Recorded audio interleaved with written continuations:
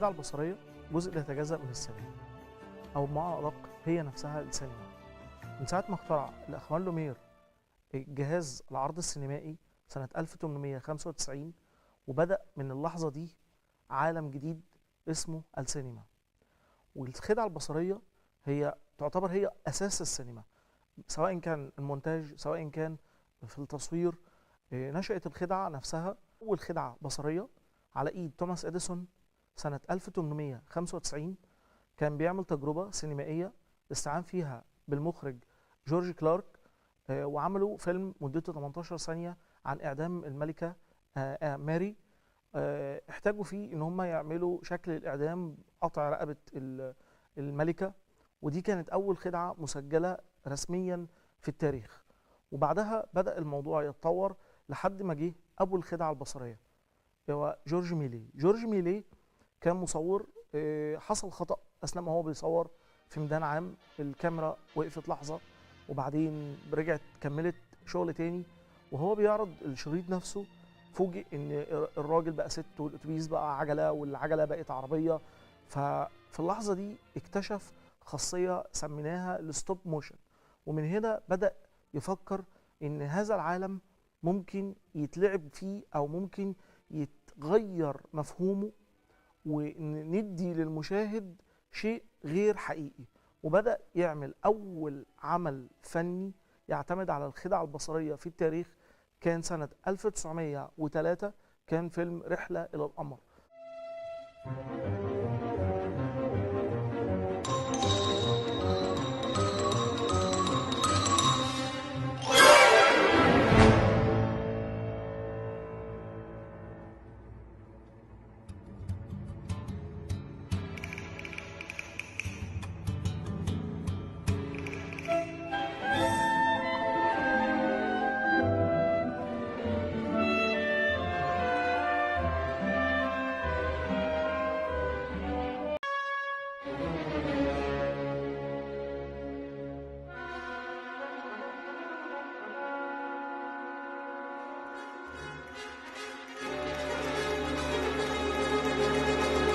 ومن اللحظة دي تم توثيق علم الخدع البصرية، وبدأ من اللحظة دي هذا العالم يتطور وظهر من خلاله أفكار كتير، وبدأ كل مخرج وكل مصور يبتدي يبتكر طريقته الخاصة في العمل جوه الخدع. وظهر من خلال ده أعمال كتيرة جدا طبعا في تاريخ الأبيض والأسود قبل حتى ظهور كمان الصوت، وفكرة الستوب موشن وإزاي نقدر نعمل التماثيل بتتحرك زي كينج كونج وحاجات اللي زي كده.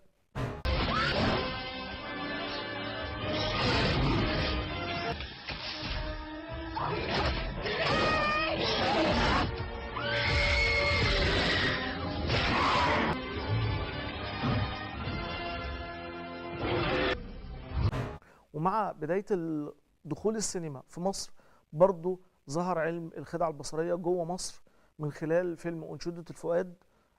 ده كان أول فيلم يتعمل فيه خدعة بصرية، اللي هي إطلاق النار والرصاصة بتصيب الممثل.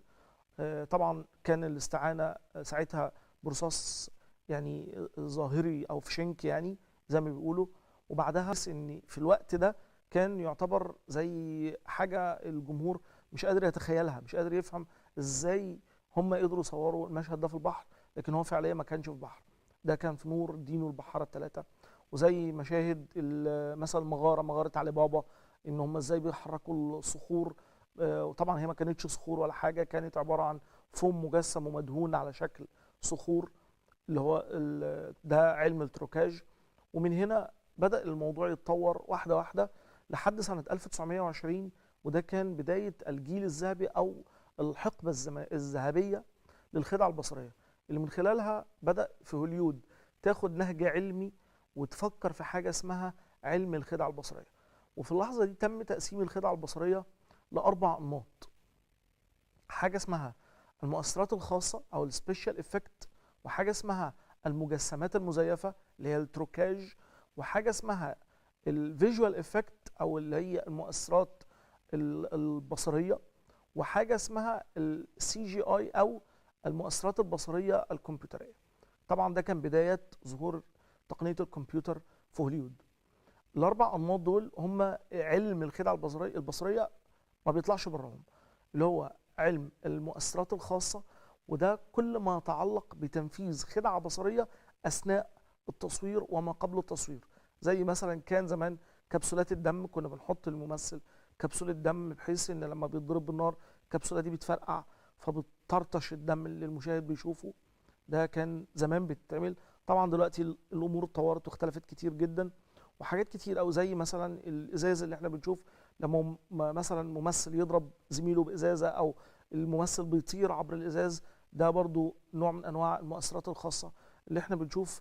بعض التجهيزات للممثلين، الكابلات اللي بيتعلقوا بيها عشان يطيروا، كل دي مؤثرات خاصه اللي بتتم اثناء التصوير. وطبعا فيها برضو بعض الخدع اللي بتتم من خلال عدسه الكاميرا كلها نفسها، زي الدبل اكسبوجر او التعريض المزدوج، اللي هو ان انا بصور المشهد نفسه نصه بس، نص المشهد بس، وبعدين بصور النص التاني. ودي طبعا احنا المشاهد عارفها في فيلم كده رضا، مؤثرات الخاصه. بعد كده في عندنا حاجه اسمها التروكاج. التروكاج اللي هي المجسمات المزيفه. طبعا كان احيانا في الاعمال التاريخيه بنبقى محتاجين ان احنا نعمل اشكال لمعابد واشكال لحاجات صعب جدا ان احنا نصور فيها على ارض الواقع، فلجأ مصممين الديكور ان هم ينفذوا ديكور او مجسمات مصغره لنفس الاشكال الضخمه جدا، ده كجزء من الديكور، وبيتم التصوير من خلال زاويه معينه للكاميرا بتدينا ضخامه للشكل ده. فانا ممكن اعمل معبد فرعوني او معبد روماني ضخم جدا واصوره بزاويه تصوير معينه، يبان للمشاهد ان هو جوه المعبد، الممثل ماشي جوه المعبد، لكن على ارض الواقع المعبد ده مجرد مجسم حجمه صغير. وده برضو بنحتاج له كتير في المشاهد اللي فيها كوارث طبيعيه، زي مثلا انهيار المباني او انهيار الجسور. حاجات اللي زي كده دي مشهوره كتيره جدا دلوقتي في افلام نهايه العالم والحاجات دي. بنلجأ ان احنا بنعمل مجسمات مصغره للاشكال، العماير بنفس الخامات بالظبط، وبنفجرها. فلما بنشوفها بالكاميرا من زاويه التصوير المظبوطه بتاعتنا او الزاويه المنظور المظبوط بتاعها، بنلاقي ان المبنى شكله ضخم جدا وبينهار قدامنا زي ما احنا بنشوفها على شاشه السينما. وفي عندنا تقنيه اللي هي المؤثرات البصريه، دي مرتبطه بمرحله ما بعد التصوير، اللي هي زي مثلا الكروما اللي هي الشاشات احاديه اللون. طبعا دي في منها اشكال كتيره جدا، منها طبعا الاخضر والازرق، دول اللونين الاساسيين لان هم ما بيدخلوش، دول يعتبروا الوان ثابته ما بتدخلش جوه تدريج جسم الانسان، اللي هو اللون الاخضر واللون الازرق. وبيتم التصوير من خلال خلفيه الكروما، وبتتشال بعد كده الكروما في المونتاج، وبنحط الخلفيه اللي احنا محتاجينها او المكان اللي احنا محتاجينه. وده النهارده اصبح هو القائم الاول في صناعه السينما على مستوى العالم كله.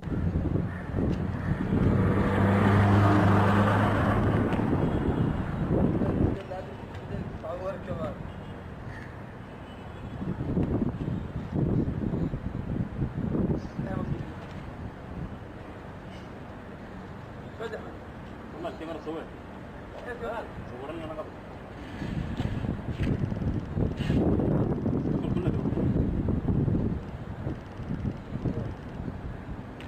كلك برا.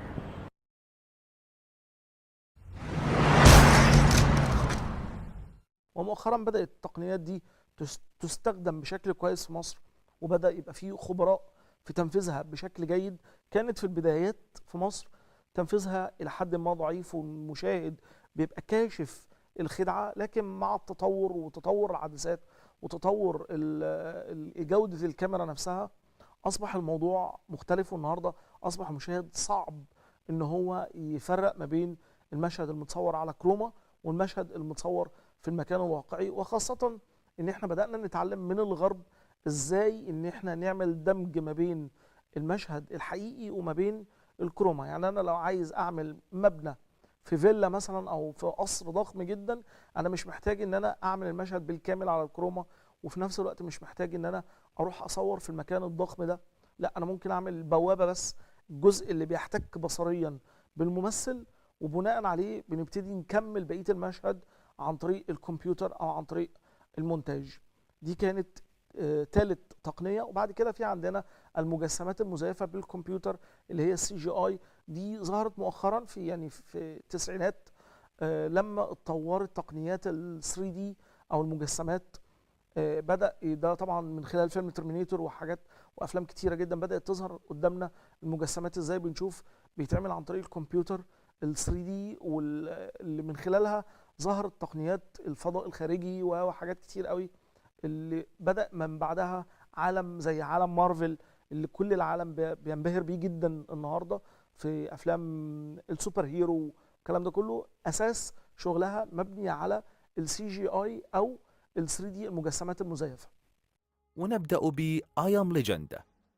ظهر هذا الفيلم داخل صالات السينما في عام 2007، وكان من أروع الأفلام التي أنتجتها السينما الأمريكية وحصد الملايين من الأرباح. الفيلم من بطولة النجم ويل سميث، وهو يحكي عن عالم فيروسات يعمل في الجيش الأمريكي بات وحيدا في أمريكا، وهذا بعدما تم تطوير فيروس لمعالجة السرطان، ولكن تسبب هذا الفيروس في دمار البشرية، واستطاع ويل سميث النجاة، وهذا ليبقى وحيدا في مواجهة البشر المتحولين المصابين بالفيروس، وكذلك بعض الحيوانات المفترسة. وفي واحدة من مشاهد الفيلم كان على ويل أن يواجه كلبا مسعورا مصابا بالفيروس، ولتأدية هذا المشهد تم إحضار رجل يلبس بذلة خضراء بينما يحمل في يده وجه الكلب مصنوعا من السيليكون، وقام بتوجيهه نحو ويل سميث، وقام ويل بالتفاعل بشكل أدائي رائع ليخرج المشهد وكأنه واقعي للغاية. كما أنه في الفيلم كان البطل يعيش في مدينة منهاتن وحيدا بعدما أن تحول كل البشر فيها إلى وحوش، لهذا تطلب الأمر التصوير في شوارع منهاتن وهي خاوية، ولأن هذا مستحيلا لجأ المخرجون للاستعانة ببرامج الكمبيوتر لإنشاء شوارع منهاتن بشكل افتراضي على الشاشة، وبدت في النهاية حقيقية للغاية. ومع تطور ظهر علم جديد. طبعا التطور ما بيقفش عند لحظة معينة، لا هو مستمر باستمرار. ظهر مؤخرا علم جديد اسمه الذكاء الاصطناعي. الذكاء الاصطناعي العالم كله انبهر بيه جدا. ازاي نقدر نخلي الكمبيوتر ان هو يفكر ويبتدي يدينا تقنيات حديثة. قدر فعلا بالاستعانة بده مع السينما ظهر عندنا آفاق جديدة ومناطق جديدة لم تستغل في السينما لحد النهاردة. بدأت دلوقتي مع الذكاء الصناعي التطور بتاعها، ازاي تقنيات النانو بدأنا نستخدمها، ازاي تقنيات عزل الممثلين. النهاردة الكاميرات الحديثة أصبحت مش محتاجة حتى الخلفية الأحادية اللون اللي هي الكروما. النهاردة الكاميرات بالذكاء الاصطناعي بقت تاخد الممثل عن طريق حذف العناصر اللي موجوده حواليه. يعني ممكن الممثل اصوره في وسط شارع، اخد الممثل ده لوحده في مكان تاني خالص من غير اي مجهود ومن غير اي حاجه. هو الذكاء الاصطناعي بيميز الممثل اللي انا عايزه وبياخده يفصله عن بقيه الشريط بتاعي ويبتدي ندخله في مكان تاني. ظهر في تقنيات الذكاء الصناعي ان انا ازاي اقدر اتحكم في الفيديو نفسه جوه الفيديو. ده طبعا كان موجود زمان في ببرامج الجرافيك، موجود جوه الصور، لكن دلوقتي اصبح ده متاح جوه تقنيات الفيديو نفسها كمان. ازاي ان انا اقدر اشيل عناصر. يعني انا ممكن ابقى بصور في ميدان عام وزحمه جدا، بدوسه زرار واحده اشيل كل البني ادمين اللي موجوده في المشهد، ويبقى المشهد ما فيهوش غير الممثل بتاعي فقط، من غير ما اتعب، من غير ما اعمل ريتاتش او البينتنج على المشهد. لا ده هو بالذكاء الاصطناعي شال لي كل العناصر الموجوده، شال كل العربيات، احتفظ بس بالعناصر اللي انا محددها له. بالذكاء الاصطناعي اصبح ممكن اوجد ممثل مش موجود اصلا. يعني انا ممكن افاجئ ان انا ده طبعا مستقبلا، يعني ان شاء الله لما تتطور التقنيه ديت عندنا في مصر، انا ممكن افاجئ ان انا بعمل فيلم جديد بطوله ام كلثوم، بطوله عبد الحليم، وفيلم حديث. لا ده من خلال الذكاء الاصطناعي، ازاي ان هو بياخد كل مفردات الشخصيه وكل زواياها وكل نبرات الصوت وبيحللها وبيطلع لي منها حاجه زي الهولوجرام، معادل سي جي اي مطابق تماما للشخصيه الحقيقيه بكل انفعالاتها بكل متغيراتها، وبيقدمه لي على شاشه السينما. فده برضو احدى تقنيات الذكاء الاصطناعي، وان شاء الله نشوف ده قريب باذن الله. من ضمن الخدع برضو الخدع المكياج، عناصر كتيرة قوي فيها خدع المكياج. ازاي ان احنا بنعمل الجروح من خلال دي. طبعا دي هنا بتبقى بتعتمد على المهارة اليدوية لمهندس او الفنان الخاص بالمكياج، فنان المكيير نفسه، مهارة ايده في ازاي ان انا اعمل الظل والنور في الخدعة في الجروح، ازاي ان انا استخدم الالوان، ازاي ان انا استخدم اللاتكس او الحاجات اللي هي الاقرب لملمس الجلد عشان اصنع بيها خدعة للجروح، للحروق، لتنفيذ الجروح. فطبعا ده علم صعب جدا ان هو تنفيذه، وبيعتمد على تدريب المكيير لفترات طويلة جدا، وتأهيله بشكل دقيق جدا ان هو ازاي يقدر يطلع الجرح نفسه معادل او معادل للحقيقي.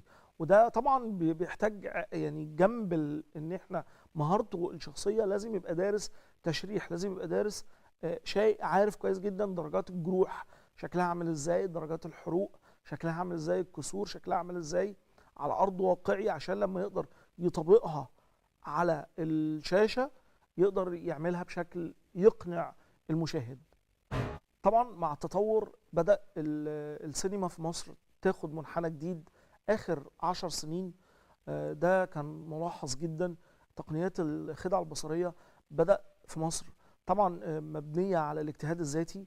ظهر خبراء وظهر أساتذة كتير جدا في علم الخدع البصرية في كل أنماطه. يعني ظهر في التروكاج مثلا أحد عباقرة التروكاج زي عرابي الشهير جدا في تصنيع المجسمات المزيفة اللي بنشوفها من خلال أفلام كتيرة جدا شفناها. وظهر في ال 3 دي شركات طبعا ضخمة جدا بدأت تدخل تقنيات حديثة في السينما المصرية، ومن خلال ده بدأ يظهر شكل جديد للسينما المصرية.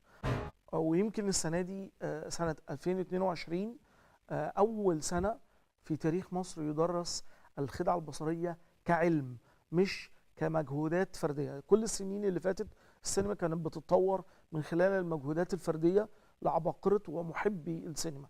كان مخرج شاطر أو مصور شاطر أو مونتير شاطر بيبتدي يطور من نفسه، يطور من أدواته، ويبتدي يبتكر خدعة أو يقلد فيلم هو شافه بره، ومن خلال ده بيبتدي يعمل فكرة جديدة يقدمها في فيلم سينما.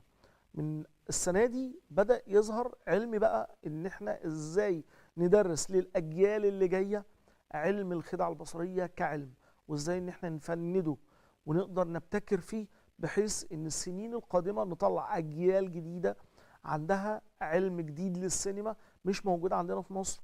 وان شاء الله يكون خطوة ان احنا نحط السينما المصرية على خريطة السينما العالمية.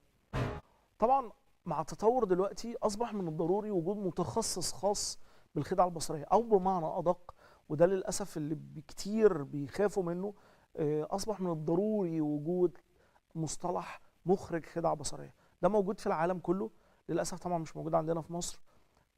مخرج الخدع البصريه كمهنه يختلف كليا عن مخرج الدرامي. المخرج الدراما هو بيتحكم في كل عناصر العمل الفني، من إضاءة لكاميرات لممثلين لملابس لديكور لكل ما هو الرؤية العامة للعمل الفني. لكن مخرج الخدعة البصرية هو هنا معني بخروج خدعة واقعية يقتنع بها الجمهور.